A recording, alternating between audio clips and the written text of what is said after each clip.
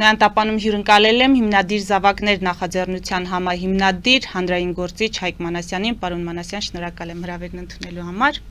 Իրադարձություններով լի օր է այսօր, ուզում եմ սկսել բայց հետևյալից, որ մի խումբ արցախցիներ, այդ թվում Սամվել Շահրամանյանը, Արցախի Հանրապետության Սահմանադրության օրվա կապակցությամբ այսօր այցելել են Եռաբլուր եւ հրապարակված այդ լուսանկարում ես չտեսա թեմի առաջնորդին, ով փաստորեն կիսեց գործող իշխանությունների եկեղեցին բարենորոգելու այդ օրակարգը եւ արժանացավ Արցախը ուրացողի պիտակին։ Դուք ինչ գնահատական կտաք, ինչու նա կիսեց այս օրակարգը, արդյոք նա իսկապես եւս միացավ այդ Արցախը ուրացողների շարքին, եթե այո, ապա ինչով պայմանավորել նրա այդ քայլը։ Ես պետք է իրեն մեկնաբանել։ Ոչ, մենք փորձենք հասկանալ, արդյոք իսկապես եկեղեցու բարենորոգման օրակարգը կիսողները համարվում են Արցախը ուրացողներ, համարվում են հայրենիքը դավաճանողներ։ Մեկի հետ ինչ կապ ունի։ Արցախը ուրանալ կարելի է հենց ուրանալով ու արդար ուրացվել է, նես չի որ նոր պետք է Արցախը ուրանա։ Ունես չի որ եկեղեցու դեմ արշավը չլիներ, Արցախը ուրանալու խնդիրը չէինք էլ տեսնում կամ չկար։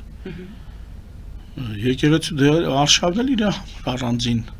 մի երևույթ է, ու մենք ստեղ եթե անկեղծ գործ ունենք, գիտեք ինչ վիճակի հետ, ինչ որ ժամանակ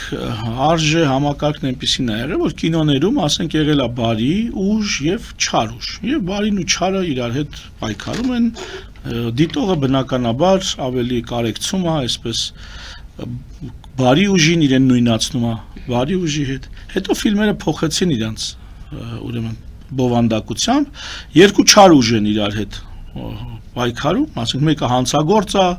մարդասպան, այն մեկը բայց մարդասպան ու խաբեբայ է, ասենք։ Այս մեկը մարդասպան ճշտախոս է, այն մեկը մարդասպան խաբեբայ։ Այս երկու մարդասպանները պայքարում են, էլի հանրությունը, դիտողը, ինչ որ ասում է, ճշտախոս մարդասպանի կողմից եմ ես բան։ Իրան եմ ավելի շատ։ Հիմա այսպես եկե հասել ենք հիմա մի վիճակի, կինոից տեղափոխվենք կյանք, որ թե քաղաքական եւ մեծ հանրային դաշտում հիմնականում այսպիսի ուժերով են լցված, որտեղ ոչ ոք մի բանի պետքացու չի։ Ես ԱՄՆ անկախության հռչակագրի վերջի տողերն էի վերլուծում, վերջի նախադասությունը, որտեղ ուրեմն երթվում են իրենց երթվում են հիմնադիր հայրերը հավատարիմ լինել հռչակագրում ֆիքսված սկզբունքներին ու երթվում են իրենց կյանքով, իրենց կարողությամբ եւ իրենց ամբասիր պատվով։ Ու ես մտածեցի, մերոնք որ երթվեն, ասենք հայկական, հայաստանյան այդ դեմքերը էլի էլիտաները իշխանական կամ հոգևոր էլիտան, այս սրանք ինչով են երթվելու, հատկապես վերջի դրվագը, երթվում են ամբասիր պատվով, իրենց ամբասիր պատվով երթվում են, սրանք սի պատիվ չունեն, սրանց պատիվը ամենաաշխարհի բոլոր կեղտերով այսպես աղտոտված է, հիմա այդ տեսակները հավաքվել են ու կռվում են ու վիճում են,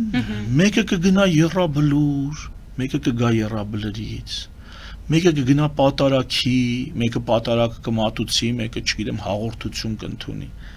Ինչ կապ ունի։ Մեզ ինչ այդ ամեն ինչի մեջ։ Շարքային քաղաքացիներին եւ այն գիտակից ինքնիշխան, ինքնորոշված մարդկանց, ում համար էս ամբողջ խաղը իրենցը չի, իրենց հարազատ չի, իրենց ոչինչ չի տալիս ու չեն ուզում մարդիկ այդ խաղի մեջ մտնեն։ Թեև դուք լրատվականներդ եւ լրագրողներդ շատ հետևողական մեզ քաշում եք այդ խաղի մեջ, օրինակ հրավիրելով եւ հարցնելով, թե էս ինչ տերտերը այսպես է վարվել, մի էլի ժողովրդական առակ կա, ասում է տեր հայր, հələ տես ինչ որ մեկը ասում է բան է տանում, ասում է ինձ ինչ որդյակս, հեչ էլ թե չի տանում, ասում ախր ձեր տուն է տանում տեր հայր, ասում է բա քեզ ինչ, հասկանում եք, ես հասկանում եմ, ես ամբողջը մեզ ինչ, Դե մեզ այնքանով որ մեր հոգևոր եւ ոչ հոգևոր իշխանությունները կռվում են, ավելին այստեղ ավելի մեծ ենթատեքստ են տեսնում, ասում են այս կռիվը թելադրված է դրսից, թելադրված է մեր թշնամիների կողմից եւ սպասարկվում են ներսում։ Այո, մեր թշնամիները, բա դա չի կարող մեզ մտահոգել կամ դա չպետք է մեզ մտահոգի, պարոն Մանասյան։ Արդեն դա լավ թեմա է։ Իհարկե մտահոգում է։ Մեր թշնամիները վերցրել են մեր թե արտաքին քաղաքական, թե ներքաղաքական կյանքը վերցված է, գրավված է ոչ միայն Արցախը, ոչ միայն Հայաստանի բուն, Հայաստանի Հանրապետության առանձին հատվածներ, գրավված է ոչ թե անձեռնմխելիությունը մեր Սյունիքի վրա ունեցած, գրավված է, ինչ որ զանգուլակներով, փայլփլուն բաներով, Թրամփի տրիպ չգիտեմ ինչ անունով, այդ սա գրավված է։ Եվ այո, այդ թշնամիները, եւ այդ թշնամիները այնպես չի, որ մի հոգի է, այդպես էլի ասեցի, կինոյի լավ տղակա կամ կինոյի վատ տղակա։ Մի խումբ ավազակներ, միջազգային լուրջ խաղացողներ, ձենձենի տված իրականացնում են ինչ որ անում են մեր գլխին, մեր տարածքում, մեզ ուղղակի պետքա որոշակի թմրեցուցիչ ազդեցություն, որ մենք այդքան էլ ված չզգանք։ Անեստեզիա էլի, անզգայացնող ազդեցություն, որ մենք այդքան էլ ված չզգանք։ Ընդհանրապես դա է արում։ Իսկ նրանք էլ ովքեր վատ են զգում, նրանք ընդհանուրի կողմից կարան լավ չընկալվեն, լավ չհասկանան, ես օրինակ ինչ ա ուզում, այ մարդ չեմ հասկանում։ Իսկ ասում է ինչ ասում։ Հիմա կտեսնեք ես ձեր զրույցի տակ, ես մեր զրույցի տակ մեկնաբան, այ քո ուզածը ինչ է, քո ուզածն ինչ է։ Իմ ուզածը առաջինը, որ դուք չքվեք ընդհանրապես իմ զրույցների տակից։ Ես ձեր խելքի բան չեմ խոսալու։ Ես այդքան պրիմիտիվ չեմ խոսալու։ Հայաստանը գրաված է, օկուպացված է, տակից, վրից, ներսից, դրսից։ Եթե ինչ-որ բաներ թշնամիները չեն կարողանում կամ չեն հասցրել գրավել, մեր սեփական անփորձությունը, անհասկացողությունը, տգիտությունը, վայրենությունը, դա էլ իր հերթին է գրավել մնացած ոլորտները։ Եվ մարդկանց մեծ հաշվով իրականություն, ճշմարտություն, արդարություն հետաքրքիր չի։ Թույլ տաք մի օրինակ բերեմ իմ մասնագիտական պրակտիկայից։ Ես բժիշկ եմ, արդեն մոտ 20 տարվա բժիշկ եմ։ Արձինատորան էլ եթե հետը հաշվեմ էլի, մոտ 20 տարի։ Ուրեմն, որ նայում ես ընդհանուր ինչա տեղի ունենում, ուրեմն գոյություն ունի մի հատ հանրություն, ժողովուրդ, ով սիրում է մոլորվել, ով սիրում է տարբեր հիմարությունների հետևից, հրաշագործ թուրմերի, ժողովրդական, չգիտեմ ինչ որ լուծումների, ինչ որ այսպես սիրում է էլի այսպիսի բաներ։ Սիրում է հավատալ հրաշքների, հեշտ, ձրի։ Եվ կա էքսպերտների խումբ, որոնք էլ ուզում են տուն պահեն։ Ու ուզում են այնպես տուն պահեն, որ ժողովրդի դուր գան։ Ասենք օրինակ, ասում է, գիտես ինչ կա, ես ընդամենը 5000 դրամով օրինակ կոնսուլտացիա եմ անում։ Ոսպիշ լավն է այս բժիշկը։ Հա բայց չի կարենք 5000-ով տուն պահի էլի։ Դա ման ինչ անում։ Ոնց մի 20000 ել ասենք անալիզա գրում, որ ես մի 5000 ել ընդից կգա ատկատ։ Ենթադրենք մի 20000 ել դեղավ գրում, 1000 ներողություն որ այսպեսի բաներ եմ խոսում, ես այնպես չի որ համատարած, կամ то թեկուզ ասենք համատարած լինի, բայց օրինակ է, սա բոլոր ոլորտներում, այս ամենամաքուր ոլորտներից է, հա։ Մի 20000 ել ենթադրենք դեղա գրում, խոսքի օրինակ կամ կարա լինի 200000։ Այն դեպքում որ 200000-ի փոխարեն կարա ենթադրենք 50000-ով տեղավորվեր։ Հենց մենակ փաստացի մի բան, այսօր եթե Հայաստանը սկսի Հնդկաստանից դեղներ մուծել, Հայաստանում ինչ գնով են ծախում դեղերը, այդ ամբողջ շուկան մի 5 անգամ կկրճատվի ծախսերի առումով։ 5 անգամ կկրճատվի։ Դա ենթադրում է, որ դեղ շուկայի հիմնական խաղացողների, ներմուծողների եկամուտը 5 անգամ կկրճատվի։ Այսինքն ինքը եթե օրինակ 20% շահույթ ունի, ասենք 100 դրամանոց դեղի մեջ, 10000 դրամանոցի մեջ էլի այդ 20%-ն է։ Հիմա իրան ո՞րն է ձեռ տալի 10000 դրամը ծախի 2000 իրան մնա, թե ինքը 100 դրամանոցը ծախի 20 դրամ իրան մնա։ Իրան ո՞րն է ձեռ տալի։ Բարձր։ Է ժողովուրդը քո չի հասկանում։ Նույնիսկ բժիշկները կարան դա չհասկանան։ Ահա այսպես ուրեմն մոտիվացված խաբեբաների եւ միամիտ հեշտ մոլորվելու ցանկությամբ ժողովրդի միջև հաստատվել է ինչ-որ համակեցություն, որտեղ մեծ մասը դժգոհ են, հատ գոնե այլ հարցերում դժգոհ են։ Օրինակ ինքը, որ 5 անգամ Հնդկաստանից բերելու փոխարեն ես իմ որտեղից ա բերում 5 անգամ ավելի թանկ ա ծախում, այս պահում ինքը դժգոհ չէ, օքեյ է։ Բայց նույն բանը ենթադրենք, չգիտեմ, ինչ ասեմ, պաշտպանության ոլորտում անվտանգություն արդեն դժգոհ է։ Ղարաբաղյան հարցում, այտենց նույն բանը Ղարաբաղյան հարցում ա եղել։ Ինքը արդեն դժգոհ է։ Իր ոլորտում, իր տունը ինչ ռեսուրսներով որ ինքը պահում է, այդ հարամությանը ինքը կողմ է, այն մնացած ոլորտների տերտերների հետ կաղված հարամություններին ինքը արդեն արդարամիտ է։ Հիմա դու մտնում ես այդ դաշտ, ասում ես ես ես չեմ ուզում։ Ոչ թե որ ես լավն եմ, արդար եմ, ես էլ էսպիսին եմ։ Ես էլ ուզում եմ Թարսին գնամ։ Նրանց հետ էլ Թարսին եմ։ Այդ տեսակ տերություն ունեմ։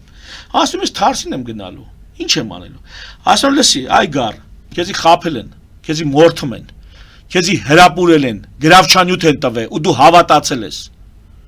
Ասում ոնց։ Ես գիտեմ իմ մոտ էսա, այն, ասում չգիտես, աղ ինչ գիտես, սխալ է։ Ես լսել եմ ասում, որ սենց ինչ որ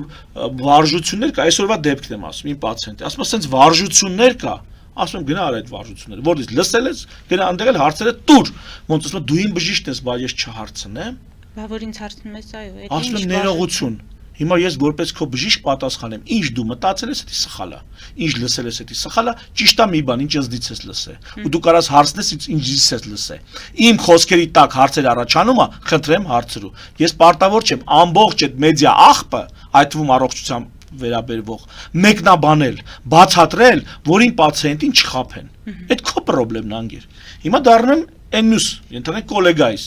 Ասում դու էլ ես բաներն ես ընկեր սխալ անում։ Էսի սենց չենի, սենց ասում անգեր ջան, բայց ես ոնց տուն պայեմ, ասում կանգնի ասանգեր, 5000 չիմ կանցնում, 20000 է, քեզի վերջը ստից ընդես գցում ես, որ այդ 5-5000-ներով 20000 ձևավորես, ասա 20000 է, ասում չեն գա, ասում եմ հետ չել գան, մի օր չեն գա, երկու օր չեն գա, թող սաղ տենց անեն, տենամ չեն գա, ինչա տեղի ունենում, ասում 20000 է, մեկ էլ դեմս կամաց նորից, ասիկետ 20000 արդեն հարմարվեց, եվս 20000 է պետք, էլի 5-5000-ներով սկսավ հավաքել։ Վերջ ես ամբողջի մեջ ասելիքս հետևյալն է։ Հիմա եթե դու ճշտով մտնում ես,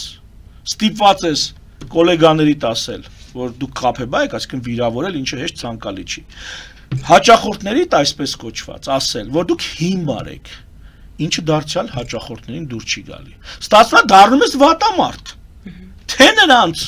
Թե նրանց ու սրանք այսպես արդեն ներդաշնակ ապրում են, յոլա են գնում, այդ սիրուն բառ կա էլ, այդ ներդաշնակությունը իրանց մեջ կարելի ասել յոլա են գնում։ Բա սա խնդիր է, պարոն Մանասյան։ Դու պամեխա ես, դու ինչ որ այնտեղ դուստակ ինչ որ անոմալիա ես դու այս ամեն ինչի մեջ։ Ու հիմա պատկերացրա 20 տարի, այսպես ապրի,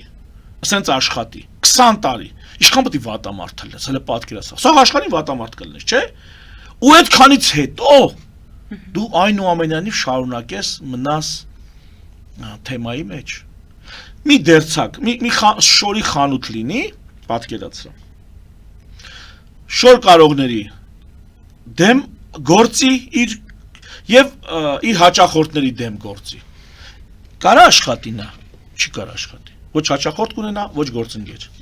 Հիմա պատկերացրա այնուամենայնիվ 20 տարի նա այդ աշխատանքն անում է ու շարունակում։ Բայց գիտես ինչ ստեղ հասնում է էլի մի օր։ Ու սկսում է արդեն օղիկ եթերում կամ չգիտեմ հարցազրույցի ժամանակ ասի ժողովուրդ ջան, դժգոհ եք երկրից, հələ ձեր տակը նայեք, կարող է ընդիցա գալի։ Այո, խնդիրը ձեր մեջ։ Կարող է խնդիրը հենց դուք եք որ կաք ձեր միծամտությամբ։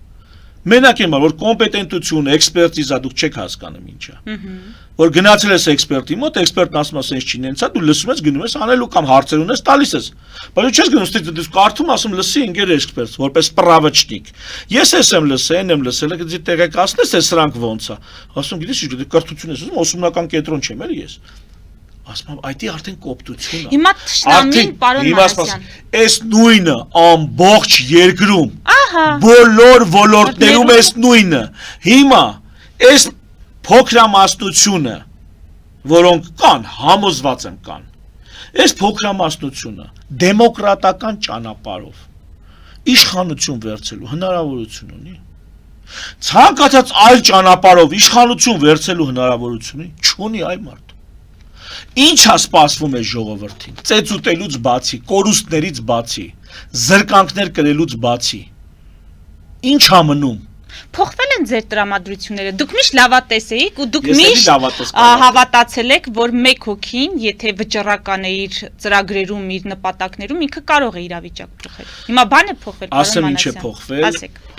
Ես որոշել եմ ել չզսպեմ ու մարդկանց ասեմ, որ ամենալավ Նիկոլը դուք եք։ Ձեզնից լավ Նիկոլ։ Նիկոլի ծնողն եք դուք։ Հարգելի հանրություն, խնդիրների հիմքը ձեր ծոցում է։ Դուք եք այ ընկեր։ Ձեզի լավ տղա մի զգացեք, յանի դուք տենց։ Այս դուք եք այդ Նիկոլը։ Նիկոլը ընդհանրապես սիմպտոմ է։ Այդ մյուս տերտերները, թե լավերն են, թե վատերն, նրանք էլ են նշան, արտաքին նշան։ Լավերը առողջության նշանն են, որը կար։ Այ Միքայել Աջապահյանը դա Գյումրու առողջության նշանն էր։ Եվ Գյումրին այսօր այդ նշանից զրկվել է, չէ՞։ Գյումրին թո մտածի։ Գյումրին թո մտածի հիմա ինչ նշաններ է իր վրա հայտնվել։ 1000 ներողություն, բայց ինչ պզուկներ է ի հայտ գալիս իր վրա։ Այդ թո ինքը մտածի։ Աջապահյանը որպես առողջության նշան փագած է։ Դա մեր վրա է այդ պզուկները դուրս գալիս։ Հայ ժողովրդի վրա սիմպտոմը դուրս է գալի այ մարդ։ Հերիք չի դուրս է գալի։ Այս լրագրողներն ասած անդադ բզբզում են, սխվում են, պայթացնում են, հասկանում ես։ Մենակ լրագրողները չէ։ Էքսպերտներն ու մեկնաբանները գիշեր ցերեկ դա ինքը, ակլի հանգիստ թողեք։ Շատ լավ, հիմա ես հարց ունեմ, պարոն Մանասյան։ Հիմա այդ ծրագրերի մաս չդառնալու, այդ քարոզչությանը թշնամու առավել եւս, եթե թշնամին իսկապես գրավել է մեր քաղաքական, քարոզչական մեդիա դաշտը, այդ ծրագրերի մաս չդառնալու լավագույն լուծումը առաջարկը ո՞րն է։ Դրանց քննարկումից անմասն մնալ, չքննարկել դրանք։ Ինչ կառաջարկեք դուք, ինչ պետք է անենք մենք։ Կոտորվա առաջարկելով։ Հիմա կոնկրետ օրինակներ եմ բերում։ Կարանք մենք հանդիպենք եւ ոչ միայն մենք ընդհանրապես։ Եվ օրինակ խոսենք մենք ինչ տեսակ հանրություն, ինչպիսի հասարակարգ, ինչպիսի պետություն ենք ուզում, օրինակ ազատության կոնտեքստում։ Կարանք ազատությունը քննարկենք։ Մենք ուզում ենք որն ենք համարում ճիշտ ինքնագլխությունը, որպես հասարակարգ ինքնագլխությունը, թե այ տեր մանգալը ինչ որ մեկի տիրություն անելուն ապավինելը։ Էսի կարանք մենք քննարկենք։ Լուրջ դնել քննարկենք, ահռելի մեծ հարց է։ Ոչ թե ասենք այ Ռուսաստանը մեզ այս հարցում կօգնի, Ուկրաինայում գլուխը կթեթևանա, ունա կգա եւ Ղարաբաղի հարցը նորից անթեղված այդ կրակը կբորբոքի կամ այն մյուսներն էլ Եվրամիությունը հեսա վիզաները կազատականացնի։ Ընկեր կարանք մի հատ նախ դեմից այգեք պայմանավորվենք։ Վերջը մենք ինքնագլուխ ենք գնում, թե մենք գնում ենք սրա նրա թևի տակ հովտեղ փնտրել։ Ինքնագլուխ գնալուն ոչ մեկ դեմ չէ, պարոն Մանասյան, պարզապես մենք պարզապես հովտեղ ենք բան գալ։ Չէ, փոքր ենք, թույլ ենք, պատերազմից հետո պարտված կողմ ենք։ Շվեյցարիան մի տարածքում 1.5-2 անգամ է մեզանից մեծ, ապրելա, եղելա այնպիսի միջավայրում, այնպիսի կատաղի միջավայրում, որ անու առնվազն 2 համաշխարհային պատերազմ վերջում չհաշված դրանից եղած, դրանից առաջ 100-ամյակներում եղած ինչքան պատերազմներ։ Եվ բա փոքր չէին, այսինքն կարող է մի քիչ նվնվանենք, ոչ թե փոքրենք, կարող է թամբալենք, կարող է մորթապաշտենք, էլի կարող է նյութ չի այ մարդ, ոչ թե այդ գրտնականողն է վատը ենթադրենք, այլ նյութ չի, կարող է այդ, էսի մի կարանք էսի քննարկենք, որտեղ սա կարևոր հարց է։ Ինքնագլխության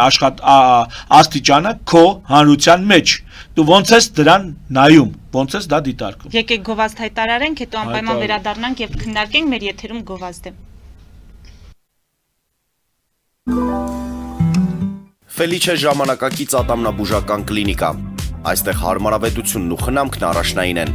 Այստեղ կիրառվում են ատամնաբուժական ամենաժամանակակից տեխնոլոգիաներ, ճշգրիտ ախտորոշում, արդյունավետ բուժում, նուրբ փորձառություն եւ անհատական մոտեցում։ Սկսած սովորական մանրուքներից մինչև առաջադեմ ընթացակարգեր, այստեղ դուք գտնվում եք բարձր որակավորում ունեցող եւ փորձառու ատամնաբուժական մասնագետների ձեռքերում։ Մեր բարեկամական եւ հյուրընկալ անձնակազմն այստեղ է յուրաքանչյուր այցը հաճելի դարձնելու համար։ Ֆելիչե, ձեր առողջ եւ ամենաերջանիկ շպիտը սկսվում է այստեղից։ Եկեք եւ բացահայտեք նորարարության փորձագիտության եւ կարեկցանքի կատարյալ համադրությունը։ Վաճառվում է գերմանական հնաոճ դաշնամուր 1892 թվականի արտադրության ֆոն Մուրբախ, գտնվում է գերազանց վիճակում, կինը 15000 ԱՄՆ դոլար։ Հեռախոսահամար 094 115 310։ Երևան շիփինգ, սենսացիա ստեղ, հա։ Այո, ճիշտ եք եկել։ Սանդրոցներ Երևան ուղարկելը $2.99 օթանավով։ Այո, Իսկ եթե դոլար ուղարկես, դոլար ստանան։ այո, Իսկ որ տանեն տուն հասցնեն, էլի մի տոկոս, հա։ 2%։ Հրասը ծրի է, էլի։ Ժողովուրդ սենսացիա, ծրի է։ Նորթ Հոլիվուդ, Գլենդել։ Ջաքփաթ հագուստի խանութը երկրորդ մասնաճյուղն է բացել Գլենդելի սրտում, որտեղ կարող եք ձեռք բերել եվրոպական եւ ամերիկյան ընտիր հագուստեղեն, կոշկեղեն, աքսեսուարներ, պայուսակներ ամենահարմար արժեքներով։ Նաև կարող եք ցանկացած ապրանք պատվիրել եւ ձեռք բերել կարճ ժամանակում։ Ջաքփաթի Գլենդելի հասցեն է 1135 North Pacific Avenue, հեռախոս 818 813 2252։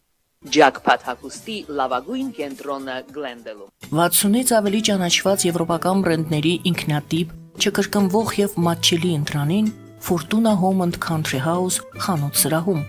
Նորավոճ սպասք եւ կահույք հորեկա բնագավառի համար, տեքստիլ տնտեսական ապրանքներ, ամեն ինչ գեղեցիկ կյանքի համար։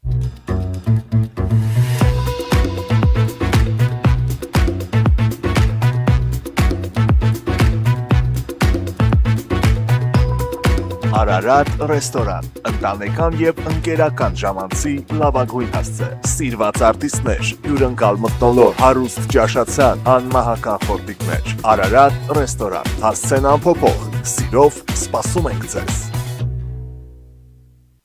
Լավագույն պաղպաղակ, բնական, համեղ եւ մատչելի գներով պաղպաղակը կարող եք ձեռք բերել բոլոր հայկական խանութներում։ Պահանջեք հայկական պաղպաղակ, Թամարա պաղպաղակ։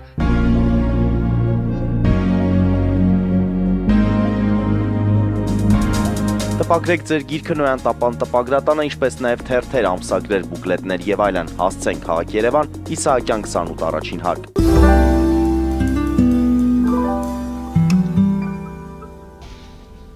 Հիշեցնեմ, որ ես զրուցում եմ հիմնադիր Զավակներ նախաձեռնության համահիմնադիր հանրային գործիչ Հայկ Մանասյանի հետ, պարոն Մանասյան, կանգ առանք ինքնիշխան լինելու, ինքնագլուխ լինելու։ Որ ինչ ենք առաջարկում, բա ինչ պետք է անենք։ Ասենք ինչ անենք, ինչ լուծում կա։ Լուծումները սենց է, որ առաջին պետք է քննարկենք մի քանի կարևոր բան, որոնք առանց քննարկելու ուզում ես քննարկի։ Ուզում ես Արցախ քննարկի, առաջին ինքնագլխության ազատությունն ես քննարկում։ Ոտքից գլուխ ազատությունը պիտի վերթես։ Եթե Հայաստանում մեկը կա, որ ինտելեկտուալ է իրան ներկայացնում, ինքը պետք է նախ իր պատկերացումներն ունենա ազատության մասին, իր կոնցեպցիան ունենա։ Ինքը պետք է ունենա այն ուսմունքը, որին ինքը հավատում վստահում է եւ ներկայացնում է, դավանում է ազատության, որ ասեն ինչ կրոնի ես, ոչ թե ասի իսլամա, թե բան, քրիստոնյա կամ, չգիտեմ, բուդդիստա։ Ինքը պետք է ասի իր ազատության դավանանքը որն է։ Երկրորդը պատասխանատվության հարցն է, որը առաջին հայացքից թվում է թե անմիջապես ազատության հետ կապված, բայց առանձին մեծ բլոկ է իրանից ներկայացնում։ Պատասխանատվությունը ոնց ենք պատկերացնում, ոնց ենք բաշխում։ Երկրում մեկն է պատասխանատու երկրի վիճակի համար, թե 3 միլիոն պատասխանատու կա, այս պետք է հասկանանք։ Ռեգիոնը իր վիճակի, դու քո մուտքի համար, շքամուտքի համար, պատժեզդի, ձեր բակի համար, դու ես պատասխանատու, թե ինչ որ ղեկավար։ Թե քեզնից բացի բոլորը։ Չէ։ Ով լինի։ Հա, այդ է մոտեցումը, ինձնից բացի ով լինի։ Բայց չէ, արի կոնկրետ։ Ասում եմ մեր փողոցը, հիմա մեր փողոցը քանդած է։ Հիմա Հայկ, մեր փողոցը որ քանդած է, դա մեր Չարենցի փողոցի վեդիում, մեր Չարենցի փողոցի ժողովուրդն է դրա համար պատասխանատու, թե մեր քաղաքապետարանը։ Կարող ենք մենք պատասխանատու, այ ընկեր։ Թեկուզ հենց այն բանի համար որ քաղաքապետարանի գլուխը չենք ջարդել, որ մեր փողոցը ասֆալտապատի։ Կամ մենք պատասխանատու ենք։ Ինչ կապ ունի ենթանենք Գյումրեցին այն խնդրի հետ, որ Հայկես փողոցը ասֆալտապատած չի։ Ինչ կապ ունի։ Հայկ ջան, քո փողոցը գնա քո հարցերը լուծի։ Ամեն մեկը կարելի է փողոցի հարցերը լուծի։ Հələ դες երկրի մասշտաբով ինչ տեղաշարժ ունեցանք։ Բայց սա պետքա որոշենք պատասխանատվությունը ոնց ենք մենք բաշխում։ Մեծը մեծ պատասխանատվություն պիտի կրի ըստ ինձ, փոքրը փոքր։ Բժիշկն ու հիվանդը, որ իրար հետ աշխատում են, երկուստ էլ պատասխան են տալի այդ գործի համար։ Նա ասում է ինչ ուղղությամբ պիտի գնալ, նա էլ հետևողական պիտի այդ ուղղությունը պահի։ Ու պիտի ներկայացնի ընթացքում եղած տեղաշարժեր։ Այո, որ արդյունք լինի։ Որ արդյունք լինի։ Եթե մեկի վրա է պատասխանատվությունը կամ միայն այն մյուսի վրա, դա արդյունք չի լինի։ Այդ նույն պատասխանատվության կոնտեքստում երկրի ղեկավարը պատասխանատու է լիքը հարցերի համար կամ ղեկավարությունը։ Հիմա հարց։ Ես մենակ որ նստես արտաքին Հայաստանի վերաբերվող մամուլը արտաքին տեղաշարժերի, ուկրաինական պատերազմ, Ամերիկա, Ռուսաստան, Չինաստան, այս ամեն ինչը, մենակ օրվա լրահոսը, որպեսզի ուզենաս, ամբողջ ես քեզ կյանքին պետությանը վերաբերվող, լսես չես հասցնի։ Լսես չես հասցնի, մենակ լսես։ Հիմա ասում լսես երկրում դրա համար պատասխանատու է երկրի ղեկավարը արտաքին հարաբերություններ, իր արտգործ նախարարով, որը այդ գծով իրան, այսպես էքսպերտա կամ օգնական կամ չգիտեմ, ինչ որ հարցերի նաև պատասխանատու այո։ Հիմա այս երկուսով այ մարդ կարում են այս ամբողջ ինֆորմացիան ամեն օր յուրացնեն, վերլուծեն, հələ ինչքան էլ գաղտնի բաժին կա դրան, որ մենք չգիտենք, վերլուծեն, ռազմավարական լուծումներ գտնեն, հետո մտածեն, ասենք, կախիչը դպրոցում նորմալ է ձգած պատին, թե չէ, լուրջ եք ասում, կարող անգր քո պատասխանատվության ծավալը պատալուկ է նրան հերիքի։ Հազիվ, դուք հազիվ, 5 հոգով, 20 հոգով, 30 հոգով, այդ վերլուծական, որտեղ այնտեղ այդ օգնական ջայել ջուլներ, նրանք չեն կարող այդ լուրջ անալիզը անել։ Ինչ կենտրոններ են քո համար վերլուծություն անում։ Ինչ կենտրոններ են քո ստրատեգիան ներկայացնում։ Ու այդ կենտրոնները կարող է քո մրցակիցների կամ այլ խաղացողների շահերն են սպասարկում, երբ որ քեզ ինչ որ խորհուրդներ են տալի, իբրև թե դա լավ է քո պետության համար։ Այս պատասխանատվության բաշխման հարցը պետք է որոշենք ոնց ենք անում։ Այլ մեկը կոմպետենտության հարցը, էքսպերտիզայի հարցը։ Ոնց ենք որոշում, կոմպետենտությանը վստահում ենք, թե ամեն մեկս, այսինքն ուրիշ ձև ասեմ, աշխատանքի բաժանման հարցը։ Թե ամեն մեկս համ զինվոր ենք, համ դիվանագետ ենք, համ ենք, թե այնուամենայնիվ նեղ ուղղություններ կան, ու այդ ուղղությունների պատասխանատուները կամ էքսպերտներն էլ հանդես են գալի, իրենց ուղղությունը ամբողջ ծայրից ծայր ներկայացնում են։ Ու կրում են այդ ուղղության, մենք էլ լսում ենք այդ ուղղությունը, ուղղակի ասում ենք, այս մարդն ասել է, ուրեմն ասել է։ Օրինակ, այս ոնց ենք անում։ Աշխատանքի բաժանում վերջին հաշվով անում, թե չէ։ Թե չես։ Հիմա գալը արդարության հարց ենք ուզում։ Դու մինչև այս հարցերը չորոշես, դու ոնց գիտես քո մոտ արդարը որն է։ Ասենք օրինակ, միջոցների հայթայթման եւ բաշխման հարցը։ Էլի առանձին շատ կարևոր հարց է, հատկապես այս առողջության ապահովագրության կոնտեքստում, որ հիմա գնացել չգիտեմ, տերտերով են մարդիկ զբաղված։ Իրանց թվում է, տերտերն է խնդիրը, օրինակ, կամ եռաբլուրում ծաղիկ դրին, թե չդրին։ Ասենք որ դրին ինչ։ Դրանով ինչ է, հերոսություն արին, կամ որ չդրին դրանով ինչ։ Ազգի դավաճանություն արին։ Հələ եկեք մենք հասկանանք կոնկրետ հարց։ 200,000-ից ավել ստացողներին ասում է փողը հավաքվում է, ձեզանից ամեն ամիս 10-11,000 դրամ, ամեն ամիս հավաքելու ենք։ Էհե, հասկացաք, ու սենց ինչքան։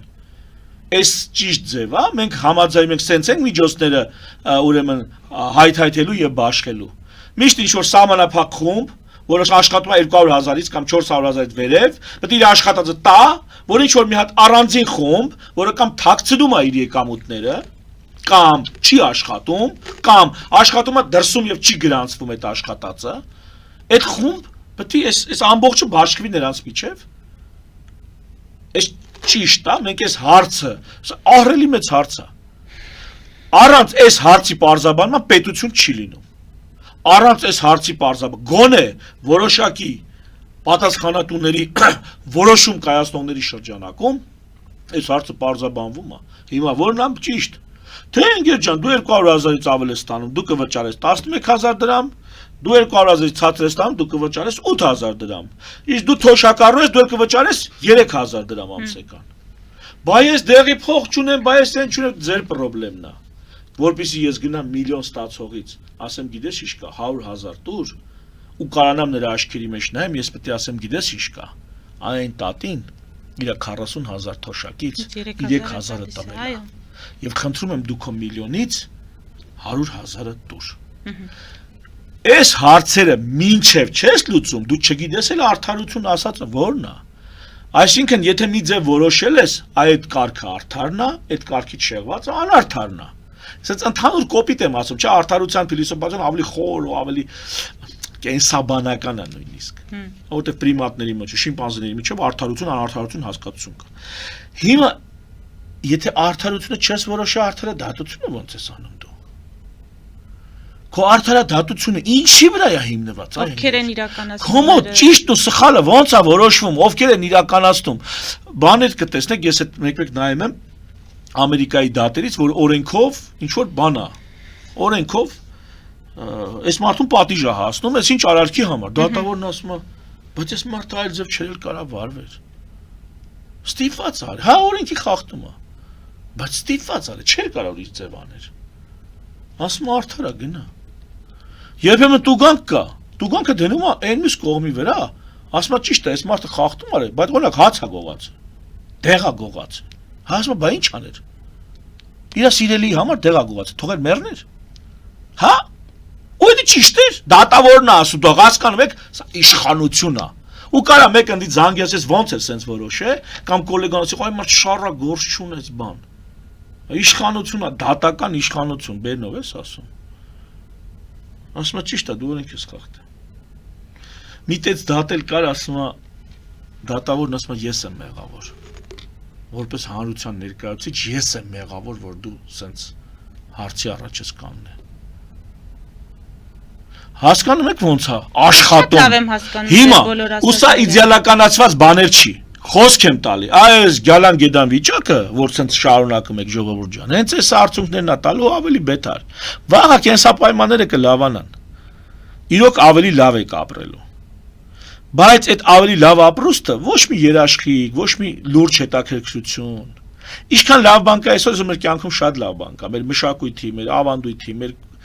այդ լավ բաները կորցնելու ենք,